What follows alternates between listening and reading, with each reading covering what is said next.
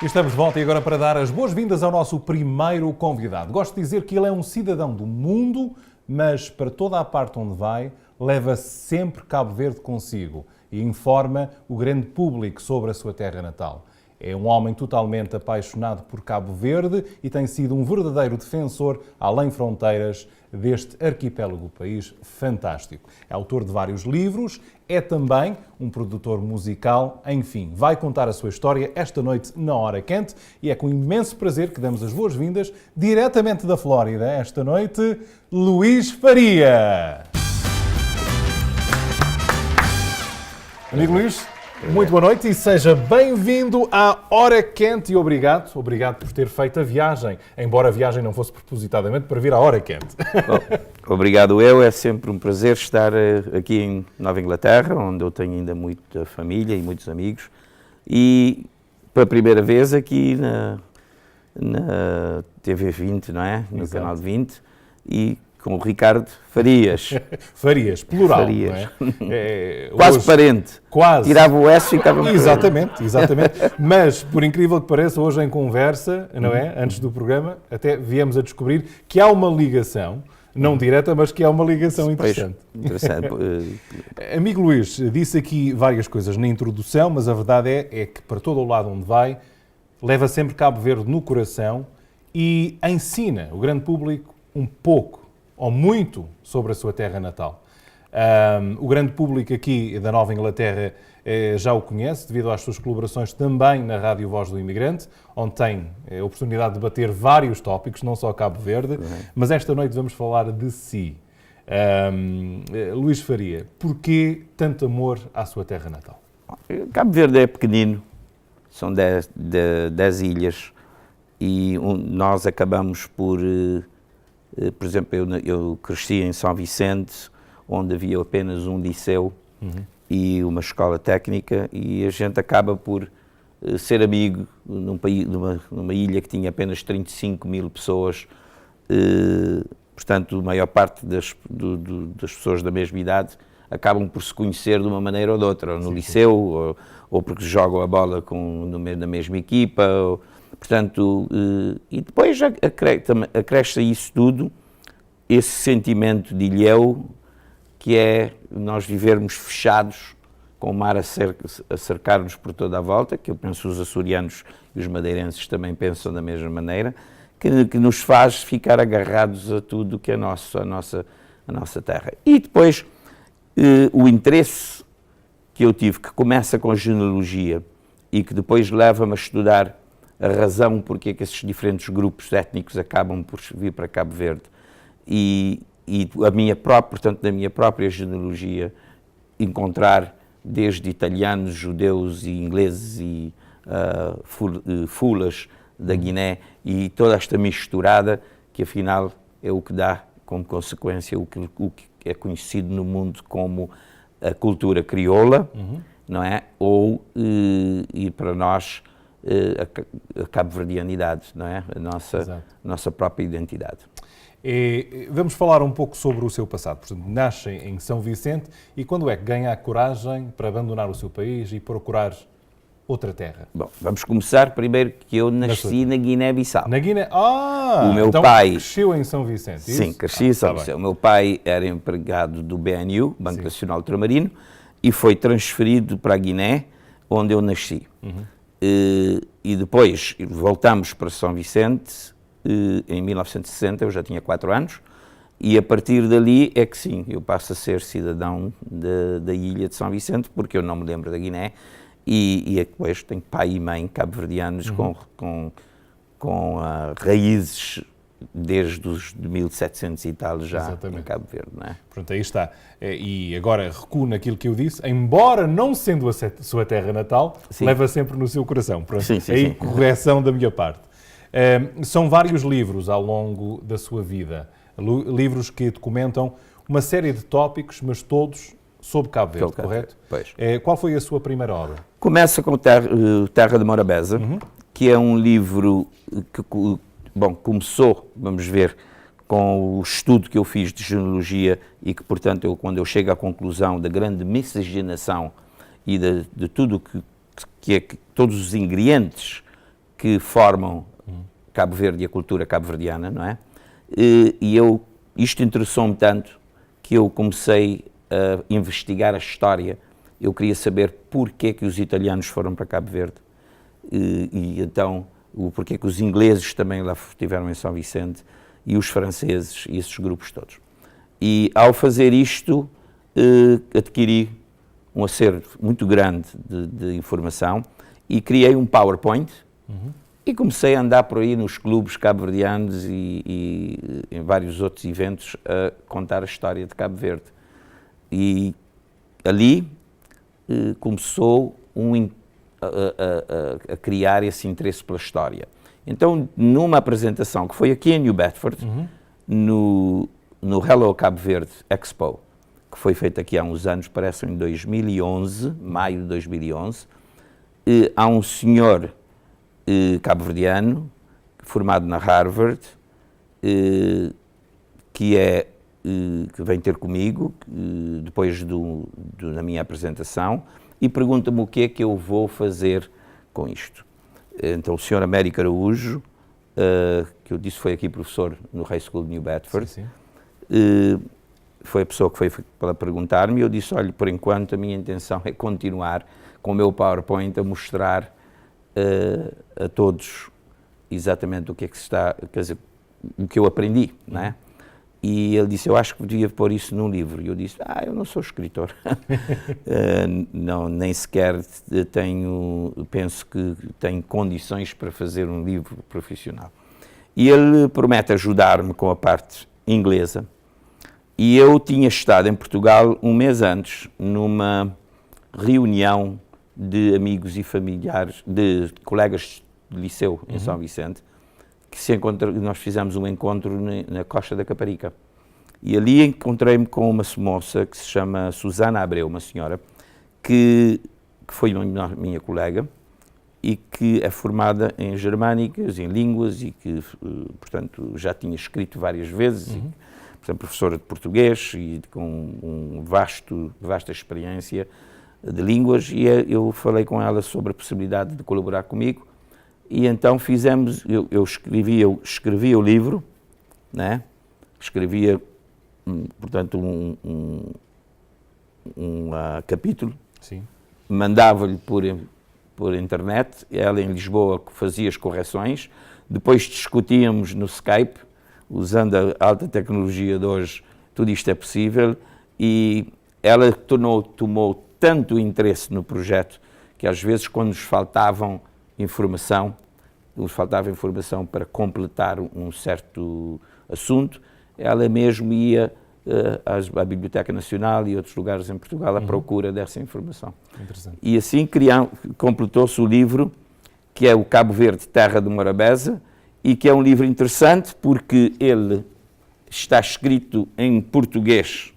Portanto, se pegas no livro assim, é português, e assim ele é um resumo em inglês que está mais dedicado aos jovens, aos nossos filhos que não falam português, mas que têm interesse também em saber um pouco da terra, não é? Quando você estava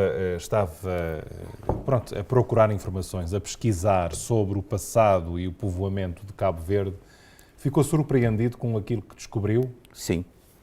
O que é que foi mais surpreendente para si? Vários pontos. Primeiro, eu cresci convencido de que eu era descendente de portugueses que tinham ido para Cabo Verde, portanto, em 1700 e tal, e que por lá ficaram. Acabo por descobrir muitos até deportados políticos, alguns deles que foram mandados para Portugal depois da Guerra Civil entre Dom Pedro e Dom Miguel, em que Dom Pedro ganha a guerra e pega dos líderes do movimento miguelista e corre com eles, muitos foram parar a Cabo Verde. E eu sou descendente direto de alguns deles, de José Evaristo de Almeida, Carlos Pinheiro, e Carlos Pinheiro que vai parar a Santo Antão, a ilha de Santo Antão, e pouco tempo depois morre na Brava o administrador de concelho, que na altura se chamava Capitão Mor, e vão buscar o Carlos Pinheiro Santo Antão para ocupar o lugar, ele vai a Brava e casa-se, e de lá sai uma família toda de pinheiros descendentes da Brava, do qual o Vuca Pinheiro, que nós falámos hoje ao almoço, músico, grande músico, também faz parte. Sim. Mas também há o facto, no lado da minha mãe, descobrir, por exemplo, apelidos como Nosolini, italiano, de Toscana, Di Autrello, também do lado da minha mãe, italianos também de Toscana. Vamos encontrar Ruiz, de Albana, Espanha, e Martins, que vieram das Astúrias para Braga, sim, onde trocam o nome de Martínez para Martins, e depois Manuel António Martins, a sair para os Açores, tem um problema no barco, acaba por ser arrastado pelas correntes e vai encalhar-se na Boa Vista, em Cabo Verde. Leva tanto tempo para consertar o barco que apaixona-se pela filha do Capitão Mor, casa-se e nunca mais sai. O amor é que é assim. E, portanto, passa a ser até uma das figuras mais influentes da história de Cabo Verde. Interessante. Eu fico muito intrigado com toda essa história e não sou cabo-verdiano. Quando você estava a ir de clube em clube a contar aquilo que você descobriu, como é que era a reação dos vossos... A mesma que eu tive, um entusiasmo enorme para saber mais, principalmente porque eu comecei a descobrir, nós já sabíamos em Cabo Verde de uma influência judaica, porque tínhamos nomes à nossa volta que nós sabíamos que eram judeus, portanto os Joanons, os Cains, os Levis, os Ben David, Ben Shibol, Ben Oliel, todos esses nomes típicos judaicos. Mas o mais interessante não é isso, é que esses nomes, esse grupo, que é o grupo que vem para Cabo Verde depois de 1849, quando a Espanha invade Marrocos e mata 400 judeus num dia numa vila chamada Tatuán, e esses judeus fogem para Cabo Verde. Não é só isso, é que nós já tínhamos recebido uma grande vaga de judeus e até os judeus são pioneiros no povoamento de Cabo Verde, porque começa a acontecer a partir de 1500, quando os cristãos novos vêm em massa para Cabo Verde.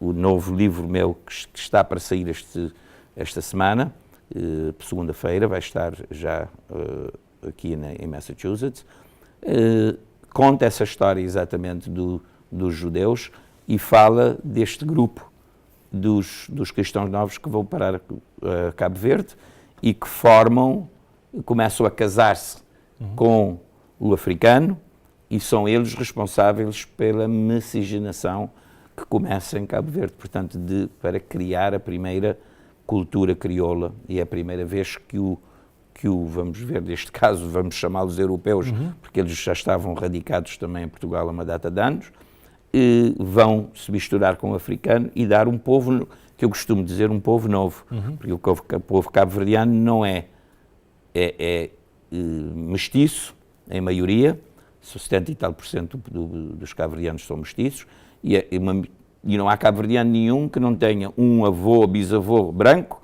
e que também não tenha uma avó ou bisavó africana, negra. Portanto, essa mistura é que dá a tal cultura crioula também, porque é a mistura destas culturas que vem dar o que nós somos. Agora, seguindo a linha do seu novo livro, que será lançado já nesta próxima semana, porquê é que você acha, portanto, os judeus fogem, porquê é que acha que o ponto de paragem acabou por ser Cabo Verde? Ou descobriu uma resposta concreta a isso? Será a posição geográfica? Descobri, não é só a posição geográfica.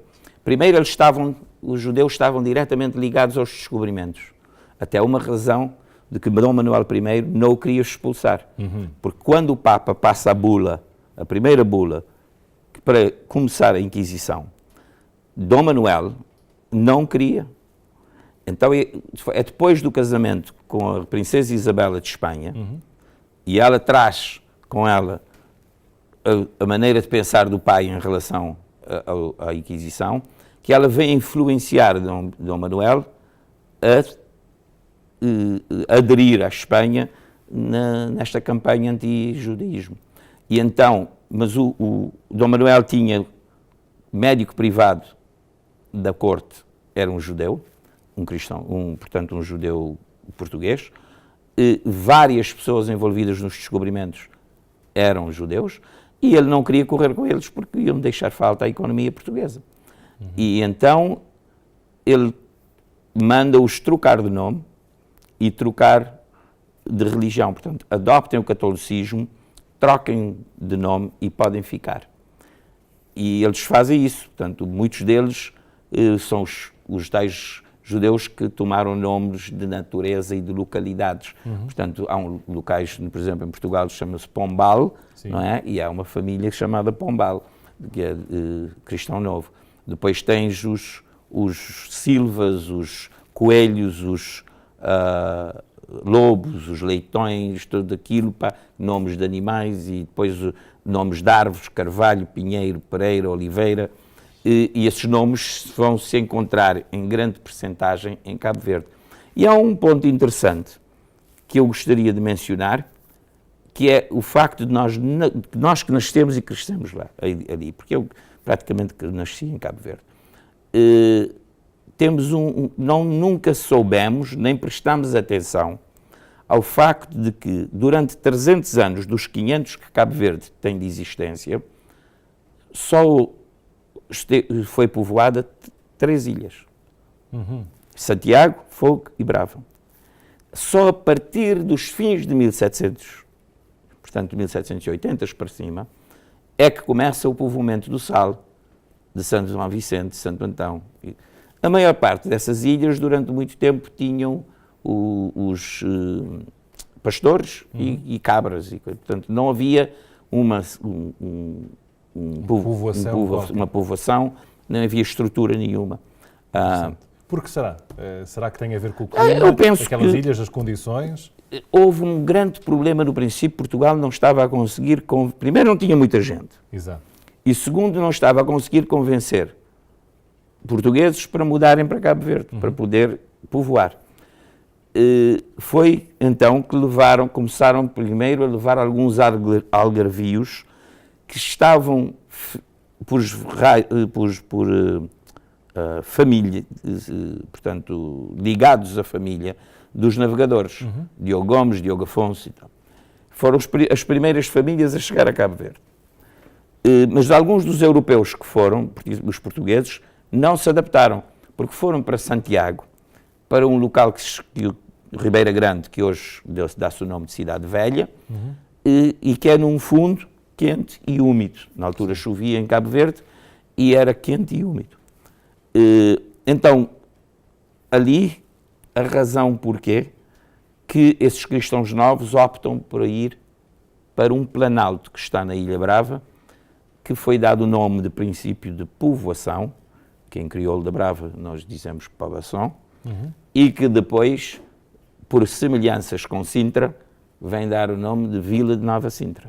Muito interessante. E ali é que se torna o enclave judaico, principalmente, porque ali é que estão os tais, a maior parte dessas famílias, Oliveira, Pinheiro, Pereira, e os Coelhos, todos esses nomes que eu já lhe referi, vão se encontrar na história ligados à Vila de Nova Sintra. Eu tenho a certeza que muitos dos nossos telespectadores, cabo-verdianos e não cabo-verdianos, vão ter muito interesse em saber mais sobre essa história que está aqui a contar de Cabo Verde, inclusivamente a influência judaica no país. Onde é que vão poder adquirir os seus livros? Através da Liga África, na Mineral Spring Avenue em Pawtucket. Em princípio, eles são sempre os primeiros a receber. Depois, provavelmente, há outras localidades.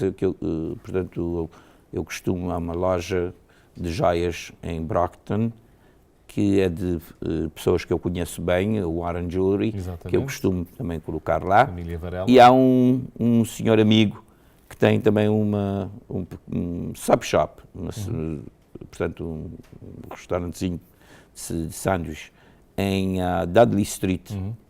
E ele chama-se, estou a ver se me lembro, mas agora não venho, mas está bem, ele costuma vender também os livros. Além disso, Amazon.com já tem esses e vão ter o novo. Muito bem, vamos falar da sua faceta de produtor musical, mas antes de lá chegar, há um assunto que foi há uns tempos falado, ultimamente não tenho ouvido muito sobre isso, que é a questão, portanto, as pessoas às vezes dizem, em Cabo Verde é crioulo, mas crioulo nunca foi oficialmente uma língua. Crioulo é um dialeto, né? Mas há um movimento para oficializar crioulo como uma língua. É a favor ou contra?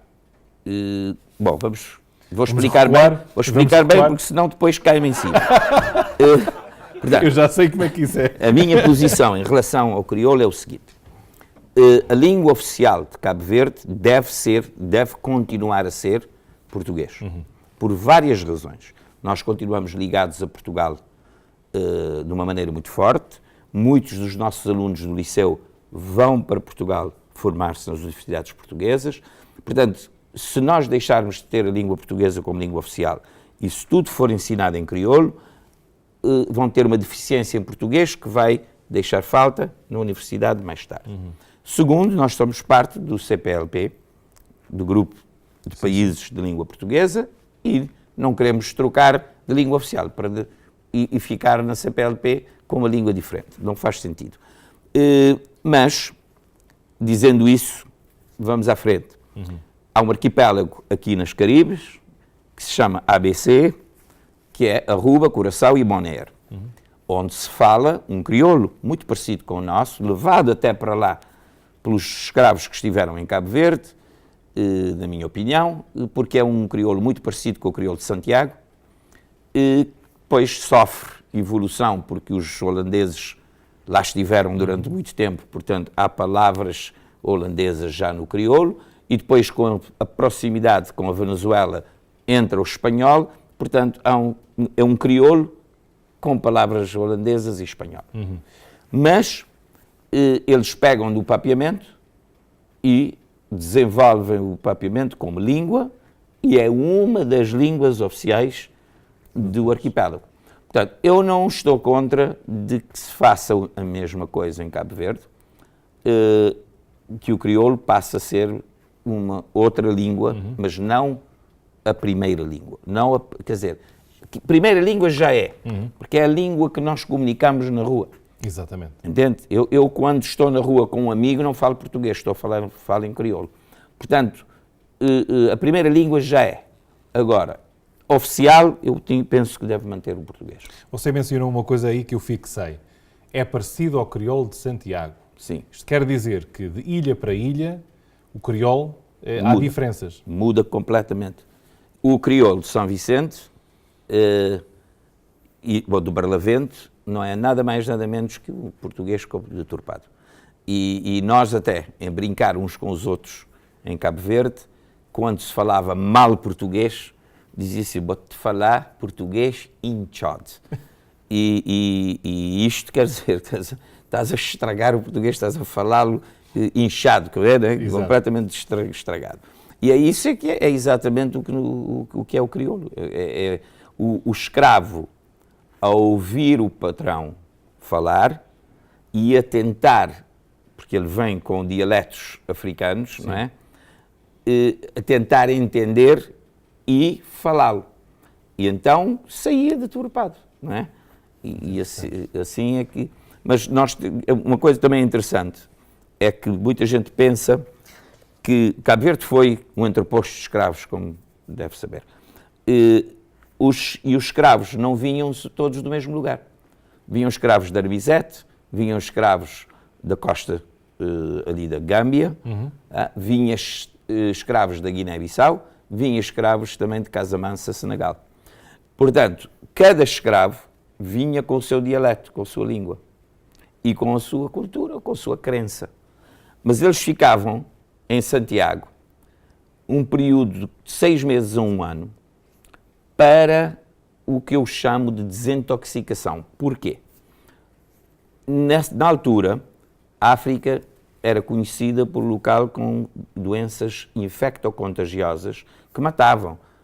a tifoide, malária, e principalmente o europeu que não tinha imunidade, morria em pouco tempo, estando.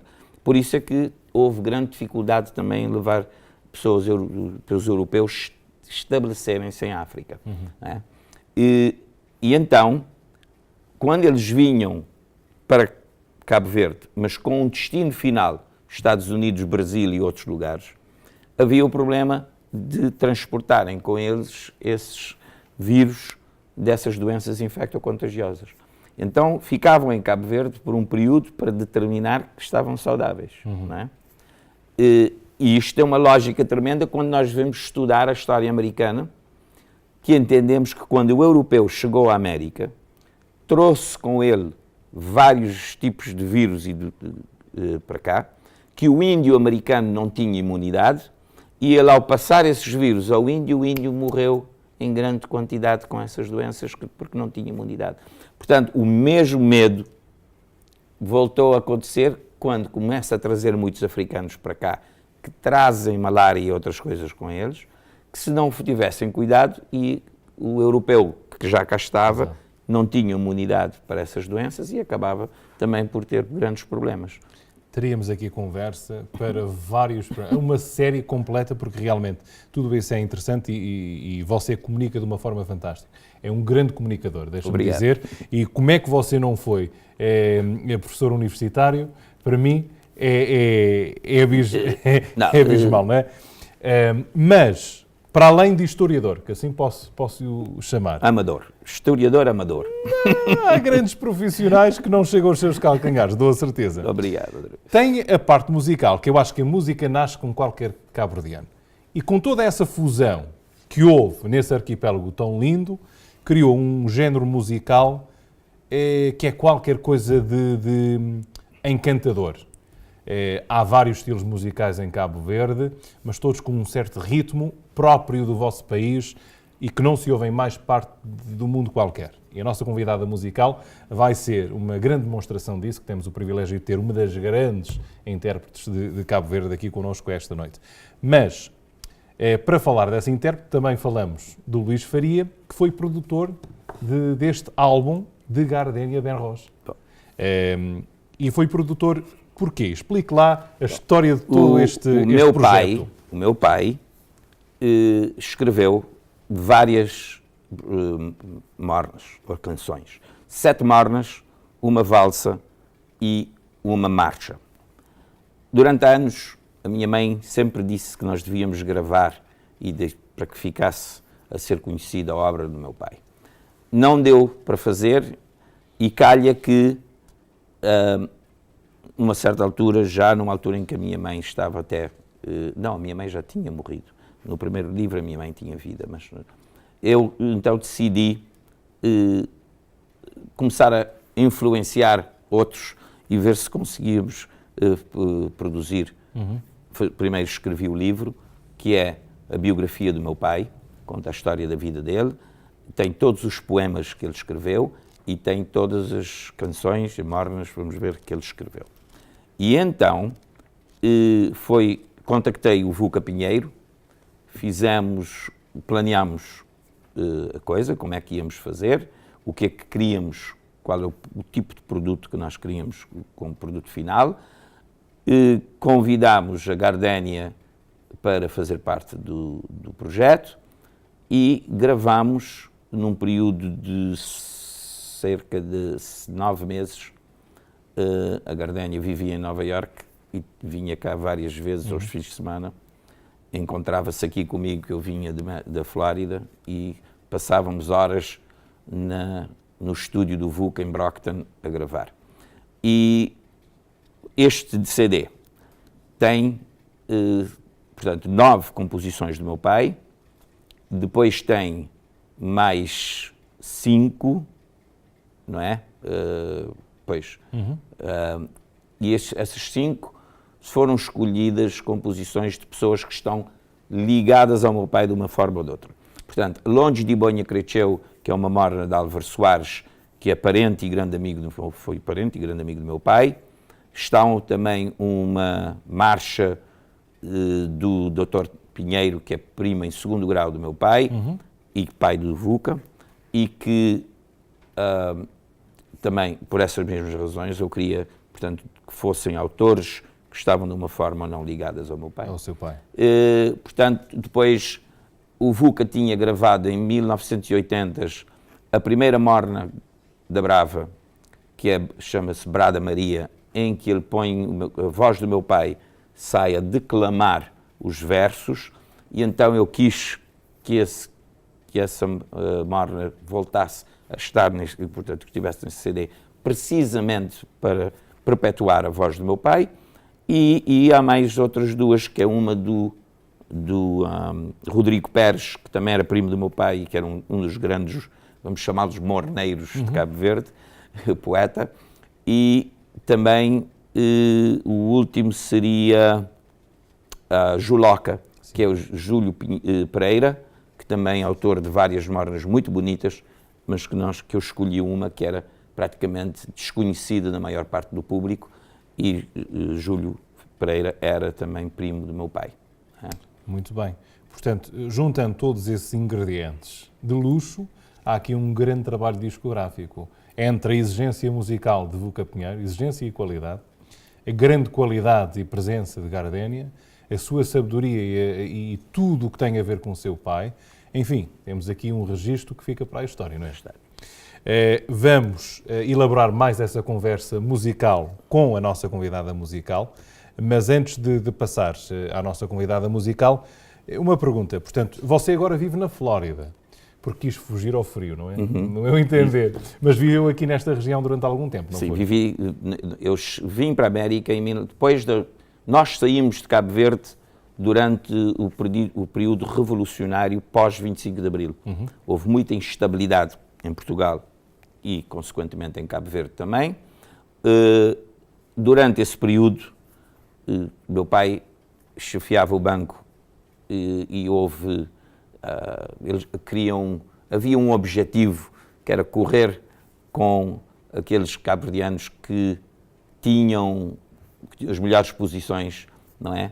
E que tinham poder, de uma certa maneira. E o meu pai foi na vaga, foi um dos pressionado e acabou por sair. Fomos para Portugal e, entretanto, como já tínhamos cá, tinha cá uma irmã que estava casada com o irmão do Vuca, que tinha sido veterano da Guerra do Vietnã, cidadão americano e tal, e por vias dele ela passa a ser cidadã, mete a petição para a nossa entrada e, entretanto, como o processo demora, eu estava sem poder frequentar a universidade em Portugal, porque havia os tais retornados e as universidades estavam cheias e não havia possibilidade de entrar. E então o meu pai um dia diz-me: "Porquê é que não vais andando para a América e vais estudar por lá?" E, bom, em princípio não gostei muito da ideia, mas depois lá ele sempre tinha a capacidade de me convencer.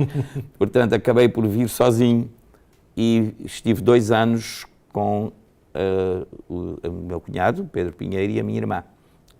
Vivemos primeiro em Dorchester, depois mudámos para Weymouth. Entretanto, os meus pais chegam no dia 24 de novembro de 1978, os meus pais e os meus outros irmãos que lá tinham ficado, nós somos 7.